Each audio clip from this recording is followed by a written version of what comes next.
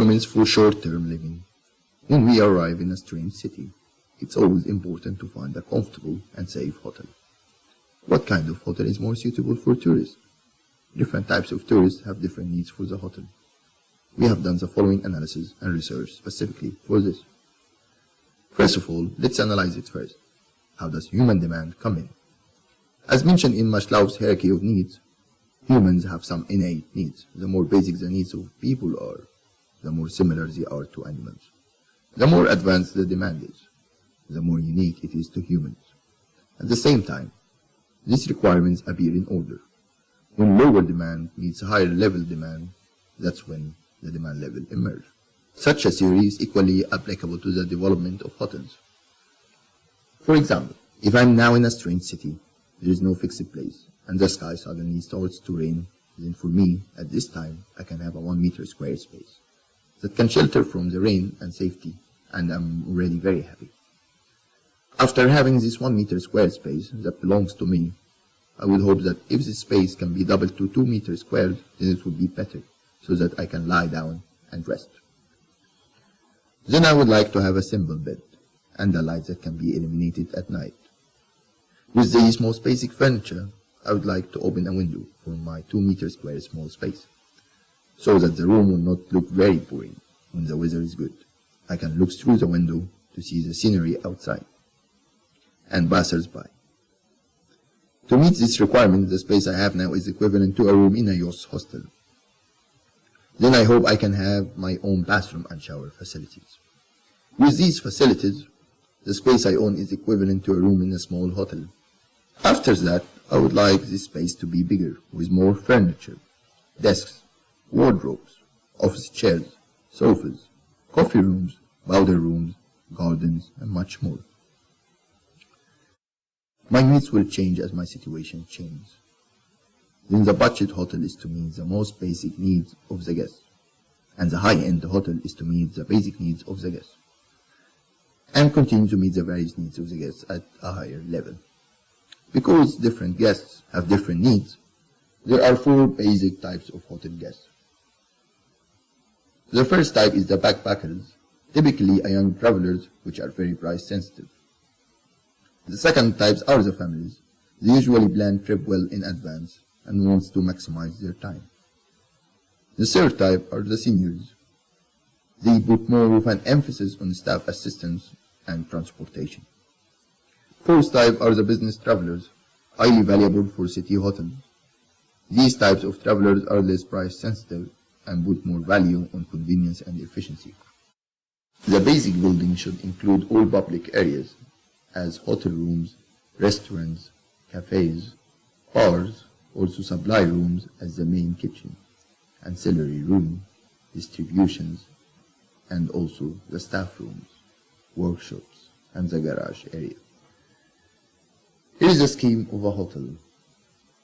Most important is first area, the entrance zone, where hotel guests are coming to reception. Many hotels have restaurant and society area, which includes cafe, bar, conference room, smoking room, and breakfast room. Every hotel has an economic and personal area, where there is a kitchen and auxiliary rooms, laundry, ironing, staff's room, and office. The choice of budget hotels is basically as long as they meet the living needs. They usually only stay for a short period of time. There are not many other requirements for hotels itself, as long as the hotel rooms are clean, hygienic, safe, and meet basic living needs. At the same time, the customers positioned by the budget hotels are basically simple backpackers. The rooms of budget hotels are also more streamlined and compact. They also strive to provide customers with more comfortable living environment while meeting the basic needs of passengers. For example, the bathroom is generally small and clean, and the sanitary ware is more compact, but it also meets the basic needs. Some rooms also have a small entrance space, and some rooms don't have a large closet or hangers at the entrance. Most of the bedroom space is only for sleeping needs. and may also have a small office space. But most of the office space is combined with other functions of the room, such as a combination of a desk and a TV cabinet or a combination of other storage spaces. Some rooms lack consideration in meeting the physical and environmental needs of acoustics, like the choice of high-end hotel residence is not only a need to stay. They usually have higher requirements for the living environment, while demanding a comfortable, spacious, and beautiful living environment, but also hope that the hotel they live can meet other business or entertainment needs, such as conference rooms, library, small cafe, gym, swimming pool, garden, etc. At the same time, the customers targeted by high-end hotels are not simply backpackers looking for a place to stay. It refers to the customer group in addition to the customers who have high requirements for the living environment, as well as some business conference teams, inspection teams, high-end tours, and some large-scale celebrations. So for this type of hotel accommodation is only part of this hotel. The hotel will have a certain space to give these functional spaces. The richness of the hotel overall function also determines that the size of the hotel must be greater than the economy hotel. Most of the rooms in the upscale hotel are very spacious and more designed. First of all, the bathroom will occupy a large area and is very spacious. To meet the dry and wet separation, toilet, bathroom, sink, dressing table have their own independent space. And some rooms will have a shower and bathtub at the same time. Secondly, there will be a porch space, which is a transition space for entering the door. Customers can change shoes, pack their luggage, store clothes, make coffee, and iron clothes. Finally, the bedroom space.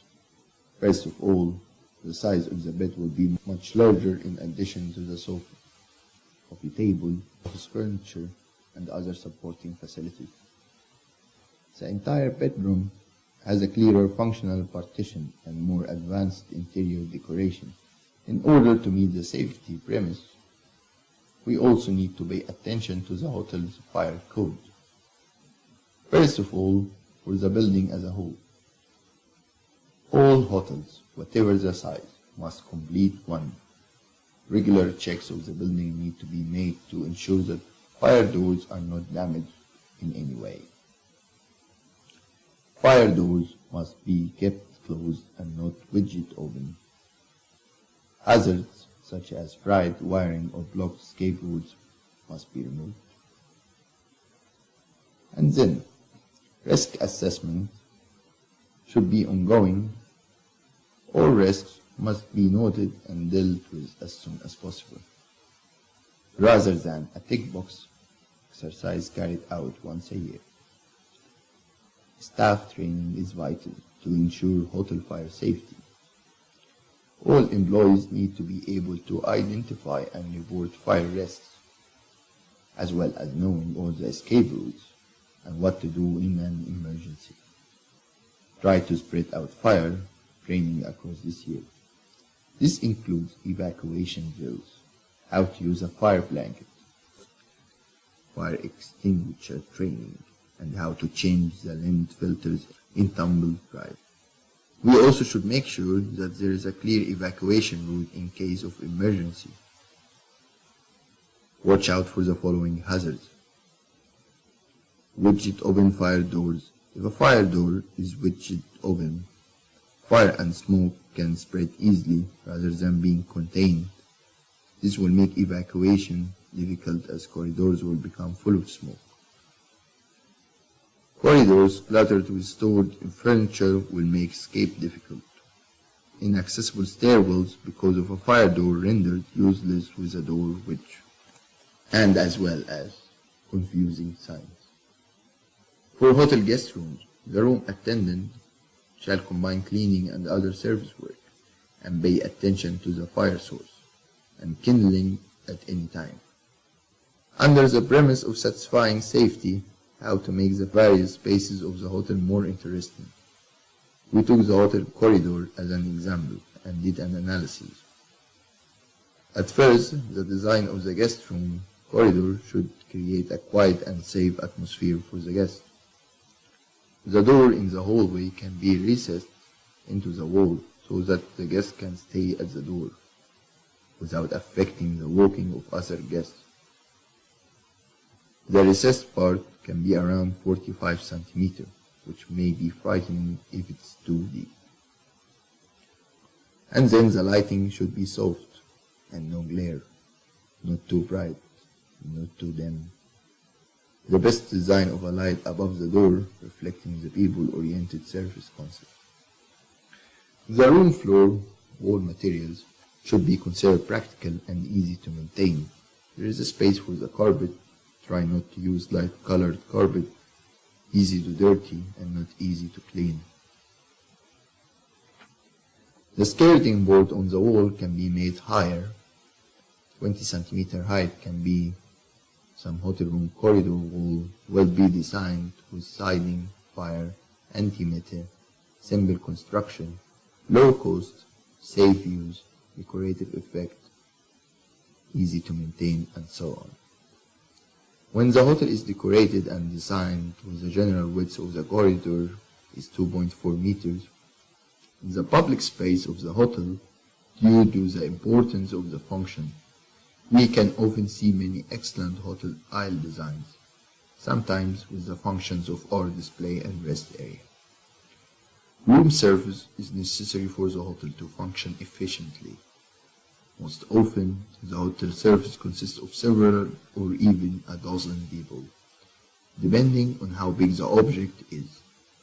The most popular hotel workstations are concierge, doorman, maid, technician, maître d'hôtel, cook, waiter, security guard, manager of the hotel. Big hotels hire also animators, doctors, masseurs. It's considered a sign of good tone for a modern hotel to have an independent specialist for public relations and PR manager. The amount of the staff engaged in hotel activity largely depends on the status of the hotel.